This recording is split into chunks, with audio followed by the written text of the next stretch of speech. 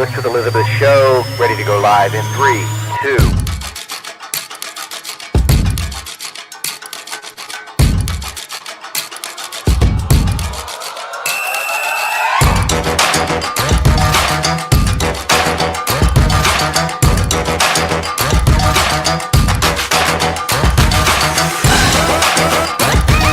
When you think selling and buying a home, when I think real estate, I think List with Elizabeth. Elizabeth Klein. Elizabeth and Klein. And here is the host of the List with Elizabeth show, Elizabeth Klein.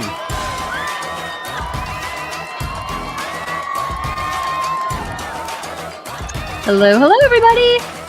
Elizabeth Ann Klein here, host of the List with Elizabeth show. Surprise, surprise. Welcome back to another episode. I am very excited to chat with all of you today, especially my sellers out there. We are going to do an awesome show on POA documents. I'm going to explain why we need them, what they include, and go through all the nitty-gritty with you. So before we get started, I do want to thank everyone for tuning in. If you are watching the show, if you like the show, please hit the subscribe button. It helps to share the show with others. We definitely want to spread the word and help sellers sell and buyers buy residential property in the Northern Virginia area. If you have any show topics you would like covered, please reach out.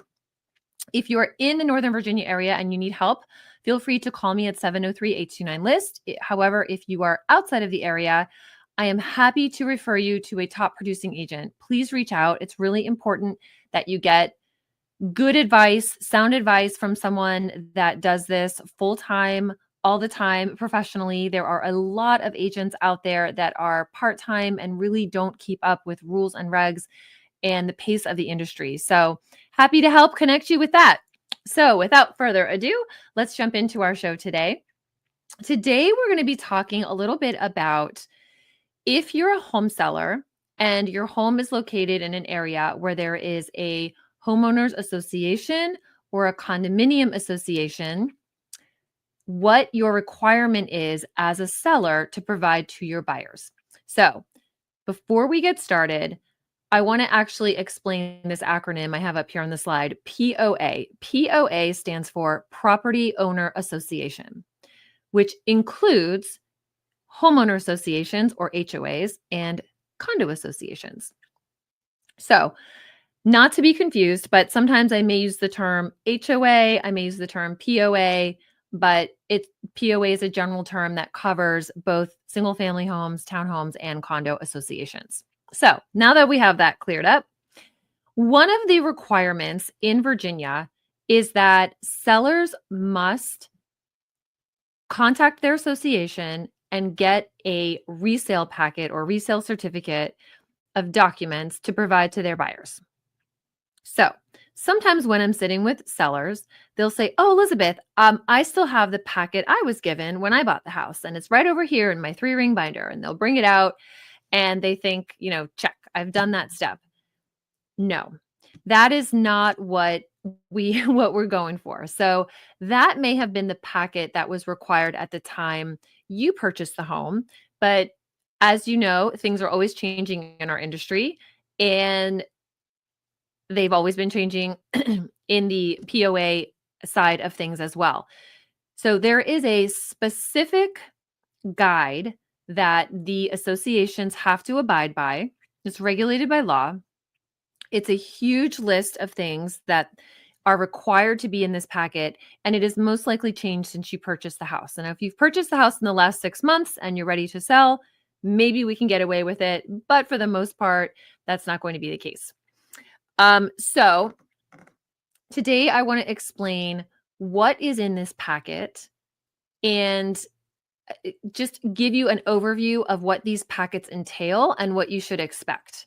So if you are ready to sell your home, one of the steps you're going to take in Northern Virginia is you are going to contact your association and you're going to put in a request for them to prepare your resale packet or your resale certificate. They are going to charge you for that. And if you're asked if you want it hard copy or electronically, always select electronic. It's much, much easier to pass this information to the buyer. So if we can look at the slide of a snapshot of a electronic packet. All right. I don't need you guys to see this in detail at this point, but the point of this slide is to show you when you receive your POA packet, it is enormous. It's usually hundreds of pages long. So electronic is definitely preferred over hard copy. And you can see each one of these PDFs could be anywhere from 2 to 200 pages long. So this is one HOA's, it's a sample of one HOA's packet. So you can kind of see in here, there's a lot of information to go through. This particular POA did piecemeal out each and every section. They don't always do that. Sometimes you get all of this information bundled up into one jumbo document, and you have to go through hundreds of pages just to find maybe the part that you're interested in reading or reviewing.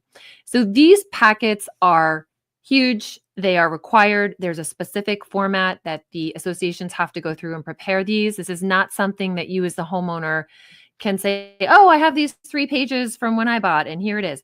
Typically, that is not the case. There are some exceptions. If you're in an extremely tiny HOA, sometimes there really is there's no system in place to prepare all of this, and you kind of get what you get. But we're going to talk about 99% of all of the transactions out there, which are going to go through the typical system. So I'm going to go through some slides and just give you all an idea of what the heck goes into these packets, so you can be prepared, just to know what you're receiving as a buyer and to know what you're presenting from the seller side to the buyers. Also, the other reason these packets are extremely critical is that until you as the seller provide the HOA packet or the POA packet to your buyers, they can walk away from the contract for any reason with no penalty. They're not breaching the contract. They're not doing anything wrong.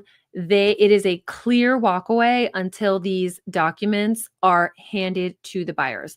That is why it is so important to get them up front, be prepared with them. So when you do go under contract, you have the documents immediately to hand over to the buyer.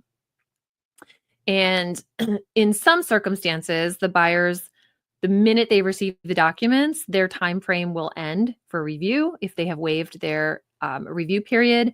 But if they have not waived their review period, that period can be any length of time. It will be reflected in the sales contract. So it could be 1 day, it could be 3 days, it could be longer. So again, handing over the documents is just step one. Usually then there is a review period that the buyers have to go through all these documents and make sure they're A-okay with buying and living in the association. Okay, that is why it's so important. So let's take a look at what's in these documents. All right, there's several slides of information, so I'm not going to spend too much time on each of these, but I just want to give you a quick overview of what these packets include. So first thing it's going to include is information on who prepared the packet, called the resale certificate, and information on any of the managing agents.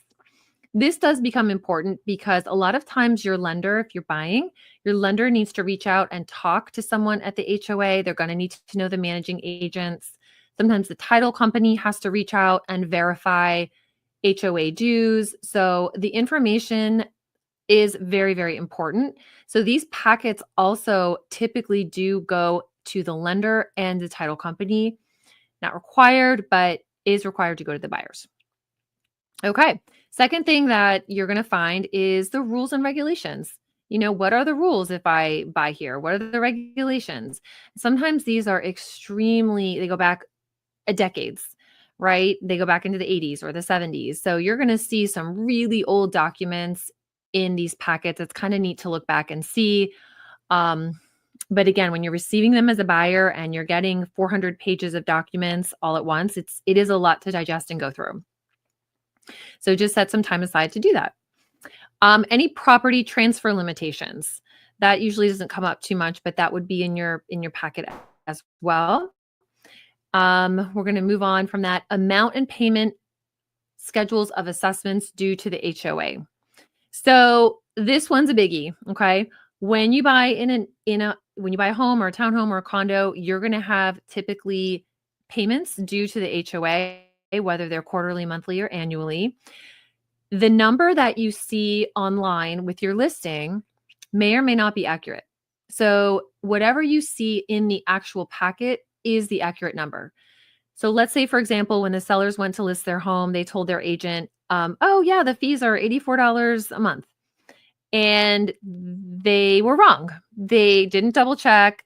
The agent can only go off of what they're told. If the packet wasn't in hand, no one could confirm that at the time. So again, as the buyer, you want to go through and make sure that the amounts that you thought were in the listing are actually correct. So that's an important one to look at. Also, any unpaid assessments due to the HOA. So typically what will happen is, let's say the seller is behind in paying their HOA dues, that will just be collected at settlement, but you will see that on these documents. So that's another reason the title company needs these documents, because they're in charge of balancing out any unpaid funds at settlement. Okay. Any other fees that are due to the HOA or any other entities will be on there. The amount and payment schedules of special assessments due to HOAs. So when you purchase again in an HOA, you're going to have typically a standard monthly, quarterly, or annually fee. But sometimes on top of that, there may be what they call a special assessment. So for example, let's say you're purchasing a condo in a high rise, and the high rise is putting in all new elevators. That would be potentially a special assessment. It's not something that they have every quarter or every year, but it's something special that came up that they need extra funding for. So you're going to see that in your packet. Also, any unpaid special assessments you're going to see in the packet. And those, again, typically the seller will be paying those at closing, but that is something that can be negotiated between the buyer and the seller. So let's say you're a buyer and the seller's behind in their special assessments by $5,000. You might actually offer to pay that as part of your offer to make your offer stand out against other ones. So different things you can use this information for. Let's keep moving on. So the packet's also going to include any capital expenditures that are improved. So you will be able to know, again, as a buyer, hey, they're going to be building X, Y, or Z, an outdoor swimming pool, or putting in a gazebo. I might hear some construction noise for a while, or whatever it is. There's a lot of information in these packets that can give you insight as to what it's going to be like to live there. Reserve amount held for capital expenditures. How much is in the reserves? Is the reserves healthy? Is it not healthy? If it's not healthy and they're planning to do big projects, then special assessments may be coming down the road. So again, lots of stuff to look at and kind of digest. Let's move on to slide 3. You're also going to get the most recent balance sheet and income and expense statement. This is actually an interesting document to review because, again, sometimes in the listings, the sellers may say, oh yeah, I think snow removal is included and trash is included. But you can be sure if it's included if you see it on the balance sheet or the income and expense statement. So you'll actually see line items. If the HOA is providing snow removal, you're going to see that as an expense, snow removal. You're going to see trash removal. So kind of like, a little mystery being solved when you're reading through these documents. You can find out answers to all of your questions.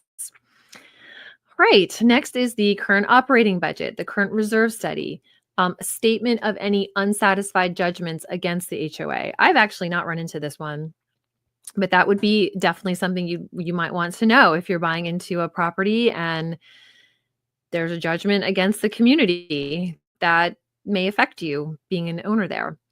Insurance coverage that's provided by the HOA for the owners. That would be inclusive of the POA packets as well. Okay.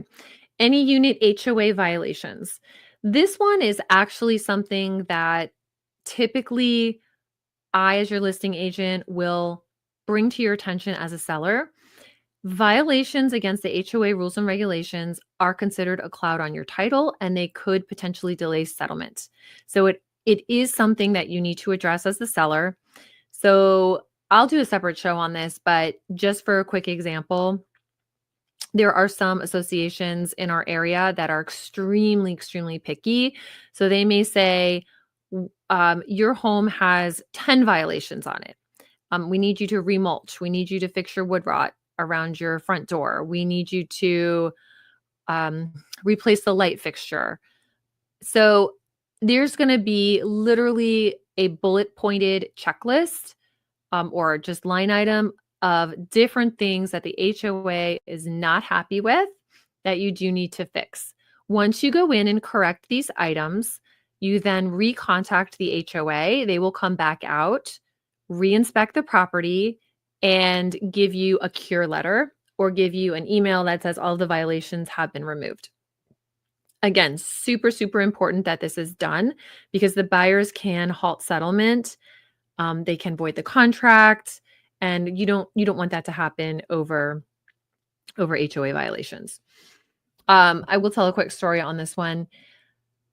I had the buyers in this case. The listing agent and the sellers did not order their POA packet prior to going on the market. They waited until they went under contract. Once we went under contract, they took another week until they ordered their documents. These documents can take up to 2 weeks to come in. They're not prepared overnight. They take time, and they usually will take all 2 weeks to prepare them. So we were about a week out from settlement when the packet was done and was being presented to the seller and then handed to us as the buyers. One of the HOA violations on this particular home, it was a townhome in Burke, is that the paint color they used on their multi-tiered deck, which was massive, was in violation of the colors that were approved. So it was an extremely stressful closing because the day before settlement, the seller was able to find some painters to come out and paint the entire multi-tiered deck a different color. Then, literally probably hours before closing, the HOA was coming back out, re-inspecting to see that the color was now proper and curing the HOA violation. That was a extremely stressful process for everyone involved, which could have been avoided had the sellers been proactive in ordering this packet prior to going on the market and not waiting until afterwards. So definitely I would encourage all my sellers out there, get ahead of this, contact your HOA, tell them, hey, I'm going to be selling. I need my packet prepared. And these are typically good for several months. So you can do this in advance of your home sale. So violations is definitely a big one. We want to make sure all those violations are taken care of on the seller end. Sometimes a seller will say, I am not fixing this violation. And in that case, you could put it in the listing and say, home is being sold subject to this particular violation, HOA violation. And then the buyers can decide whether or not they want to proceed forward on that contract and writing a contract on that house and accept the violation and remedy it themselves, or accept the home as it is and leave it a violation. So in general, you want to fix all your violations, but there are circumstances that this gets passed on to the buyers. An example of that was I had a seller in Kingstown, and she had a brand new deck put on the back of her townhouse, and she hadn't painted it yet. And she said it was an HOA violation that it wasn't painted, but she said, I don't want to paint it because I want the new buyers to be able to pick the color that they want. So perfect example of a time when a violation, it may make sense to pass that along to the buyers. Now, the buyers did have to eventually paint the deck, or it would have continued to be in violation. And what does that mean to be in violation? It depends on the POA. Sometimes there's a financial penalty. Sometimes there's really no penalty. Sometimes it won't come up again until you go to sell. So it just depends on the HOA or the POA. Okay, so what else is in these documents? Any environmental, health, or building code violations on the unit being sold? Well, that's something you definitely would want to know. A copy of the minutes of the board meetings from the last 6 months. These are very interesting to read through. You're going to be able to go through and kind of see how people perceive living there and what people said at the meeting and what's kind of coming up and what's on the agenda. So this is kind of neat to read and kind of get an idea of the heartbeat and the culture of the association. Also, you're going to get a copy of the minutes of the most recent association meeting. So the board meeting and the association meeting. You're also going to see a statement of the remaining term on any leased common areas or elements. That's important to know, right? Let's say you're buying into a community and you really love, I don't know, something that's being leased and they're about ready to get rid of it. You would find that out in the documents. Okay. Also, you're going to see in these bundle of documents a statement on any pending sale of the common areas or elements. So whether they're being leased and the lease is about to expire or they're getting ready to sell something, all of that would be disclosed. You're going to get information on any known project approvals. You're going to get information on the limitation on the number or age of persons who can occupy the unit. So let's say it's a 55 plus community and you didn't realize that as a buyer. Obviously, that would be in the documents that it is 55 plus. Or if you have, a large family and they're limiting it to 4 people per unit, that's information you're going to need, very, very important information you're going to need to know. This is a little more specific when it comes to buying condos versus a single family home or a townhouse. Okay, any parking or vehicle restrictions. This can kind of be a big one as well, right? Let's say you have a large vehicle or a commercial vehicle. You're going to need to know, hey, where can I park this? Can I park this near my home, or do I have to be miles down the street? That could be, really important information that you'd want to know as a buyer.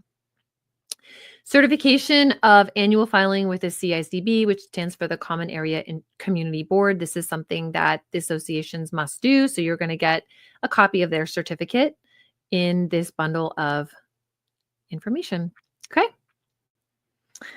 And to wrap it all up, you are going to get the association policies on the ability to display the flag of the United States, install or use solar energy collection devices, use of political, for sale, or other signs, whether or not you can run a home-based business, and whether or not you can rent the unit.